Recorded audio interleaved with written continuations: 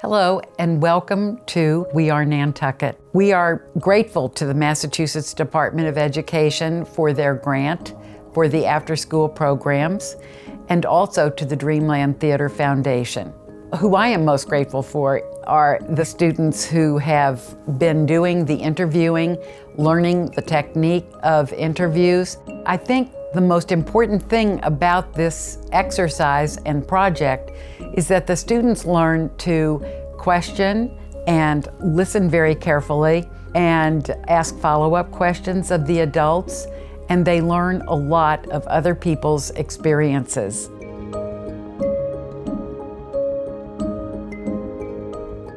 I am Robert Graves, a 7th grader at CPS, and I am happy to be interviewing Ken Blackshaw.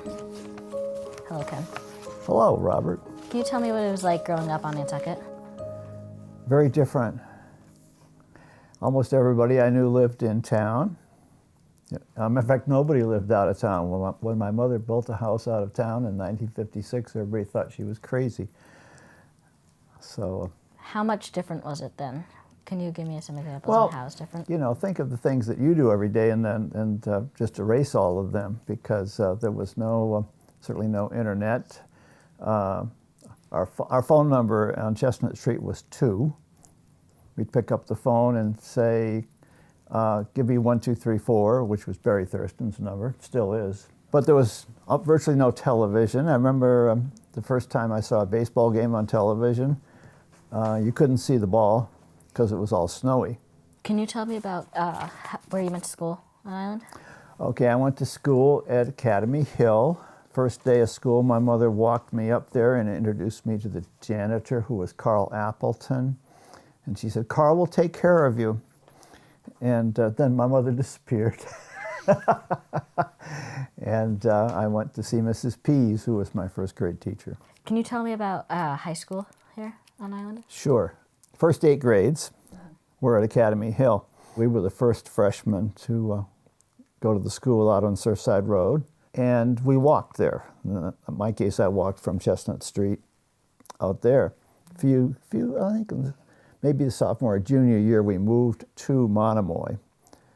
But I walked from there also. To my knowledge, there were no buses. What was it like being the first grade to be in the high school? Well, we felt kind of special. We were also the first class to graduate in 1959. So just being in high school is a different environment than being in elementary school, because you're moving from classroom to classroom, that sort of thing. But it was cool. And there was a cafeteria there, so we actually had lunch there. Before that, we went home for lunch. Can you tell me what age did you get into birding, and how did that happen? Well, 14, 15, probably. My mother was a single parent, so she needed something to do with me because she worked. And fortunately, she knew Edith Andrews, who lived up on Stone Alley across from the Unitarian Church. And Edith was just a very encouraging sort of person. You know, if I would identify a bird, she'd tell me how great that was, you know. And I remember the first time I looked through a spotting scope. It's one thing to have binoculars, but to actually have a spotting scope on a tripod. And looking at birds out on the harbor flats, which are down around Consu Springs, and having to decide what color a particular sandpiper's legs were. You had to tell them apart by leg color, for heaven's sakes. I thought to myself, well, without a telescope, nobody's going to identify anything. It's funny, I was looking at my bird list, because someone asked me to bring my bird list in. There's now 327 species on my Nantucket bird list, and one of the first ones I went back historically and entered was 1958, and it was a black-headed grosbeak, which is a bird that's not supposed to be here, but it came to the feeders in our yard over on Chestnut Street. Mm-hmm. And we had people from all over the place come to look at that bird. Eventually they trapped it, measured it, looked underneath its wings to make sure that what was the right color really was a black-headed grosbeak, which should normally be in Colorado. Mm-hmm. For some reason or other, it was on Nantucket, but they verified what it was, and That was one of the first birds. But even before that, I remember my family being all excited because another grosbeak, not as rare, but still a grosbeak, a rose-breasted grosbeak, showed up in our japonica bush. So I learned both the fact that what a rose-breasted grosbeak was, which is not easy to say if your mouth is full, but also I learned what a japonica bush was also. Apparently that means a bush from Japan. Do you have your bird list with you? In my phone, yeah. Can you show me that? Well, so it's there's an application that's run by Cornell and National Audubon called eBird. I just happen to have a checklist up here because I was just out birding. I just saw down near the island home. I was real pleased to see a whole bunch of brant down there. And brant are a kind of a mutant Canada goose, smaller but different colors. And but Brant Point is not named for a person. It's actually named for the geese that live around the harbor in the wintertime. I used to work with Edith Andrews for the Christmas bird count, which is a major activity that happens right around the Christmas season. And people would come from all over New England to help us count our birds. It happens on one day. So for over 20 years, I ran that Christmas bird count with Edith Andrews. Can you tell me what your favorite bird is to watch? I've got a couple. Of course, the knee-jerk response is the favorite bird to watch is the one I happen to be looking at right now. But I really like Carolina wrens. I really like catbirds. And none of these birds are drop-dead gorgeous birds, but they're also very interesting in their behavior. They're very engaging, and quite often they'll relate to you. Edith would use the term confiding. Carolina wren is confiding. It'll share its life with you. Can you tell me about college and how you got to college? That's kind of an interesting story. There was no plan for me to go to college. I went into the Air Force and then quickly realized that you could only go so far without a college degree. And I was able to qualify for a commissioning program in the Air Force and went to Syracuse University. But before I did that, I took leave and flew out to Dayton, Ohio, and met with the sergeant that ran the whole program. His name was Master Sergeant Red Elk, and he was a full-blooded Sioux Indian. And he said, well, Ken, you're never going to get in because you're applying for meteorology and electronics, so you don't have the classes for that. Switch over to business statistics. I said, what's that? He said, well, don't worry about it, just change it. So I did. And the next cycle, next thing I know, I'm going to Syracuse University. And it turned out business statistics was pretty cool. What do you do in your past or spare time here? I do computer stuff. I mean, I'm a writer and a correspondent. So I've got a whole bunch of people that I'm in communication with all over the place. Both in, one of my other avocations is amateur radio. I don't think we mentioned that. In high school, I learned electronics and Morse code and that sort of stuff. And that's what got me into a good job in the Air Force. I was able to get into electronics in the Air Force because of my experience there.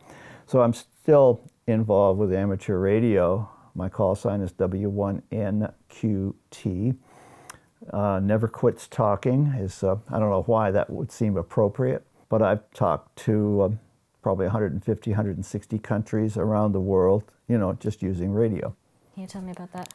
To get into ham radio, you have to pass a test run from the Federal Communications Commission, and then that allows you to operate radios in certain frequency bands, and it allows you to run, so much power.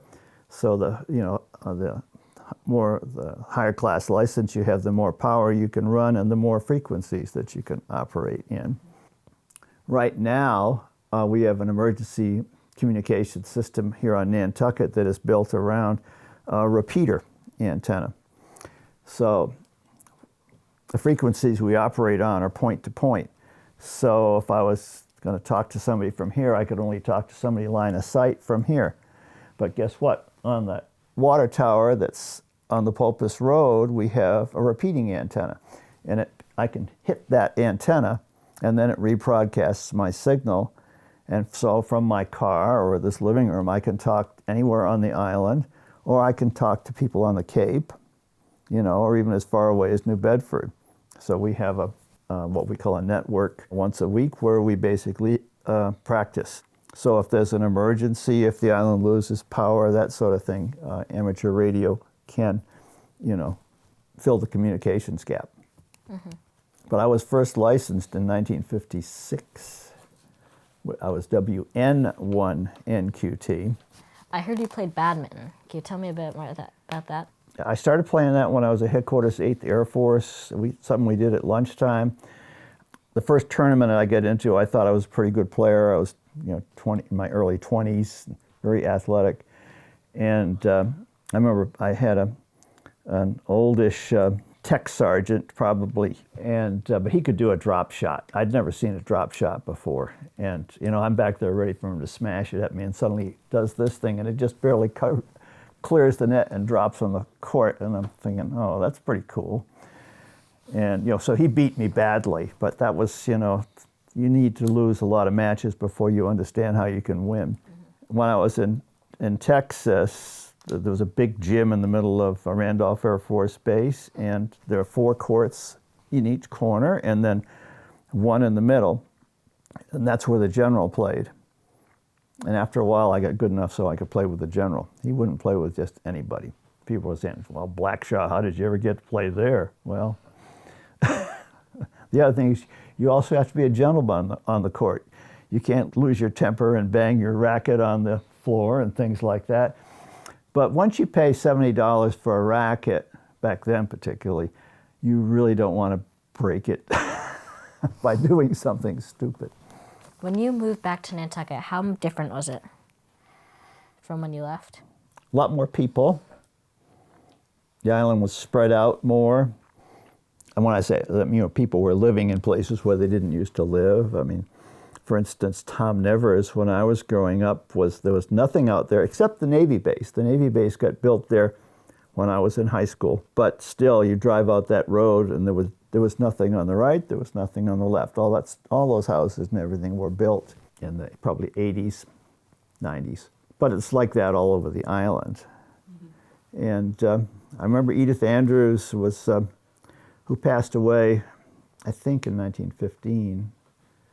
She'd made it to 100 years old.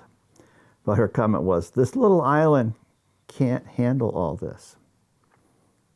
And there's that kind of a feeling here. It's getting bigger and more crowded all the time, and more people keep coming. Mm-hmm. And I work at visitor services. Some of them know right what they want to do. They want to go to the Whaling Museum. Too many of them, I hate to say this, want to go to Cisco Brewery. They come to Nantucket just to go to the brewery. I like to think Nantucket has other things to offer, but anyway. We have people from all over the world come here. Can you tell me about the books that you've written?